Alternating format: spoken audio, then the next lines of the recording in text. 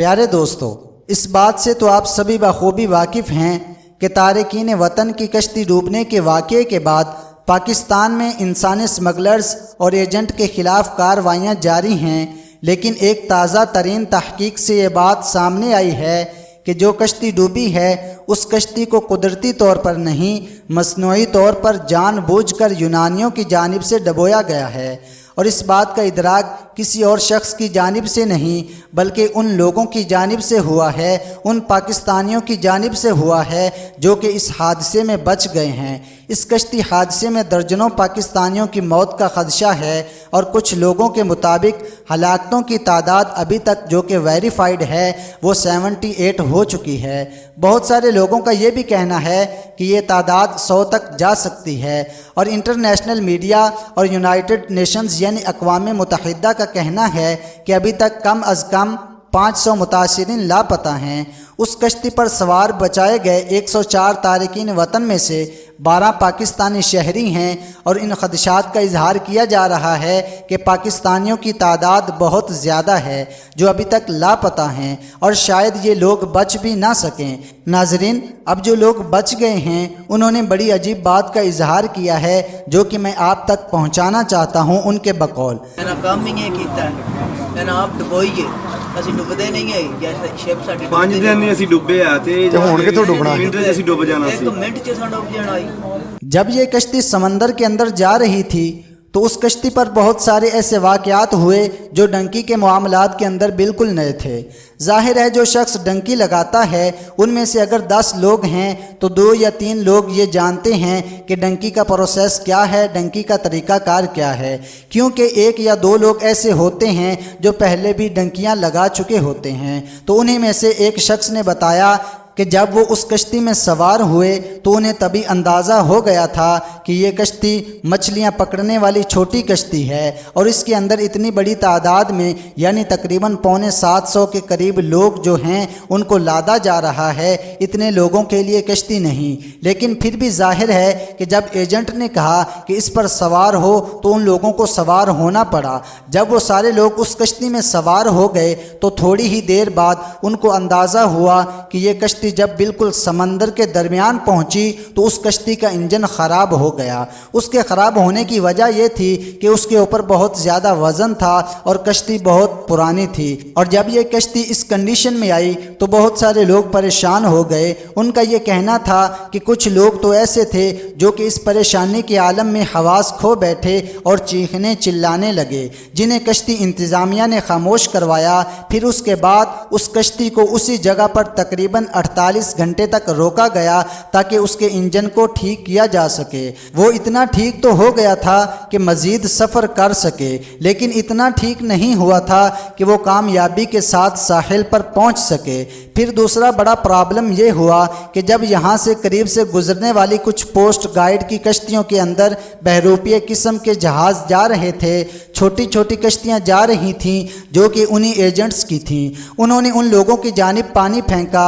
اور وہ پانی جو ان کی جانب پھینکا گیا اس پانی پر یہ لوگ لڑنا جھگڑنا شروع ہو گئے، اور کشتی کا توازن زیادہ بگڑا جس کی وجہ سے انجن کو مزید پرابلم پہنچا۔ اب جب یہ کشتی آگے بڑھی تو تھوڑی دیر کے بعد یہ کشتی دوبارہ بند ہو گئی، اور ان لوگوں کے وزن کی وجہ سے کشتی ڈوبنا شروع ہو گئی۔ اب یہ بھی کہا جا رہا ہے بچنے والے پاکستانیوں کی جانب سے کہ جب یہ سارا معاملہ ہو رہا تھا تو وہاں قریب ہی ہمیں ان لوگوں کی گاڑیاں بھی دکھائی دے رہی تھیں جو لوگ ہمیں بچانے کے لیے آئے، اور کچھ ایسے جہاز بھی انہیں دکھائی دیے یعنی ہیلی کاپٹر جو کہ ان کے بالکل اوپر پرواز کر رہے تھے اور شاید انہیں بچانے کے لیے ہی آئے تھے، لیکن وہ ہیلی کاپٹر بھی ان کو نہیں بچا رہے تھے۔ یہ سب کچھ اتنا عجیب و غریب تھا جسے دیکھ کر وہ لوگ جو کہ ڈوب رہے تھے انہیں مزید اندازہ ہوا کہ اب کی بار شاید ہم نہیں بچ سکیں گے۔ پھر یہ بھی کہا جاتا ہے کہ پاکستانیوں کو چن چن کر कर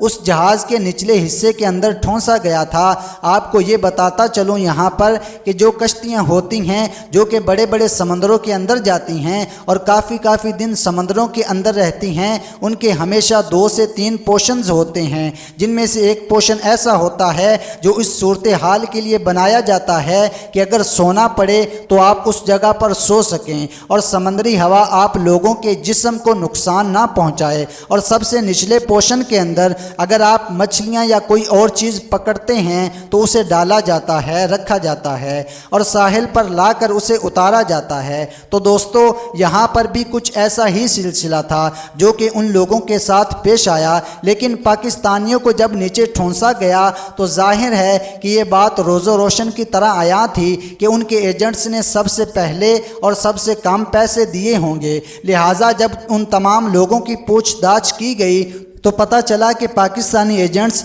सबसे कम पैसे देते हैं इंटरनेशनल डंकर को, जो कि डंकियां लगवाते हैं। यही वजह है ना तो उन्हें बचाया गया और ना ही उन लोगों की जान की परवाह की गई। FIA में एक बयान में ये भी कहा है कि सूबा पंजाब के शहर गुजरांवाला में से एक शख्स को गिरफ्तार कर लिया गया है और नौजवानों को बाहर भिजवाने के एवज़ उन नौजवानों से 24 लाख रुपए वसूल किए गए हैं। ये तारकीन वतन लीबिया के इलाके बिन गाजी से 14 जून को गैर कानूनी तरीके से सफरी दस्तावेज़ के बगैर बजरिया कश्ती इटली की जानिब रवाना हुए। ये कश्ती बहीरा रोम के गहरे समंदरी इलाके में डूब गए। तकरीबन 24 के करीब लोग थे जिन्हें बचाया गया है। उनमें से 12 पाकिस्तानी थे और बकिया दीगर ममालिक के लोग थे। अब दोस्तों यहाँ पर एक और बात बड़ी अजीबो गरीब है, वो ये कि उन लोगों को बचाने के हवाले से कहा जा रहा है कि गार्ड्स ने उनको बचाया है। हालांकि हकीकत ये है कि ये लोग जब जहाज़ से नीचे उतरे यानी जब कश्ती डूबी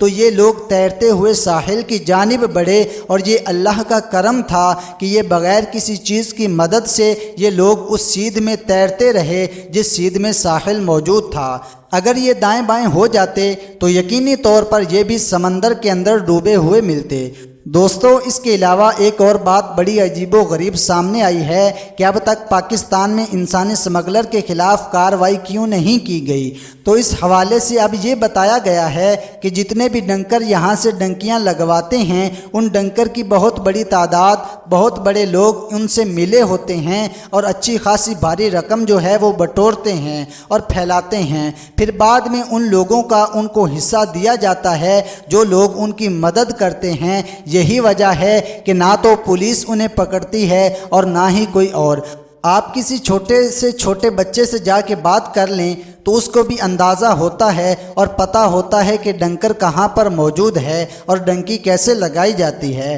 तो अंदाज़ा लगाइए कि इतने बड़े पैमाने पर काम करने वाले लोगों को आखिर क्यों नहीं पता, जिनका काम ही सरकार की जानिब से ये रखा गया है कि उन्होंने इस तरह के डंकर्स को पकड़ना है। दोस्तों उनके ख़िलाफ़ बहुत सारे मुकदमात दर्ज हैं, लेकिन उनमें से कोई मुकदमा ऐसा नहीं है जिसके बारे में ये कहा जाए कि इस पर कोई काबिल ज़िक्र काम होगा। समंदर में डूबने के कबल पनाह गज़ीनों की जो कश्ती है ये 7 घंटे तक एक ही जगह पर खड़ी रही है और कोस्ट गार्ड्स की जानिब से भी इस हवाले से मुख्तलिफ़ बातें बताई गई हैं और बाकायदा तौर पर जो डाटा हमारे सामने आया है BBC की रिपोर्ट के मुताबिक उसने यूनान के सरकारी दावों को मशकूक कर दिया है। वो ये कहते हैं कि कश्ती को नेविगेशन में कोई मसला दरपेश था, हालांकि ऐसी बात नहीं है। तारिकीन वतन को ले जाने वाले माहीगीर उस कश्ती में ना तो ट्रैकर रखते हैं ना कोई और चीज़, बल्कि उन्हें खुद अंदाज़ा होता है कि कहाँ जाना है।